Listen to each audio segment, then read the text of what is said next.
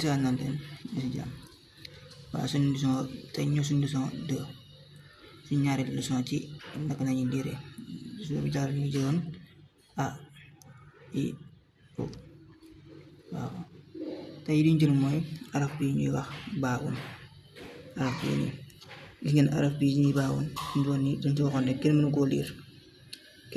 mu doon nii baaun dañ ngay wax pour ñu liir ko dañ koy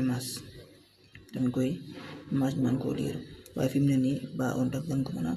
liiree ndax lan dañ koo maasagul buñ ko maasee nan lañ koy liiree lii nii nga ñu ko maasee fatxa ci kaw ñu ko jàngoon arab fatxa lay wax ñu koy wax ci wolof maas ko yat ci kaw ñu wax ko ba ndax fi mu ne nii maas nañ ko mën nañ koo liir bu doon bind li ba lañuy wax ba bi ndax lan dañ koo maas yat ci suuf ak kasra maas ko kasra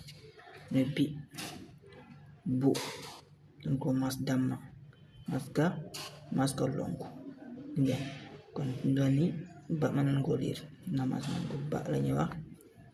bi bu kon di ma suñu leçon tay bi si ñaareelu leçon bi ci naka lañuy liir ginnaaw bi ñu jëlee arafu alifun biñ commencé muy a i u kon bi mu stop muy ba bi bu waxal ma dégg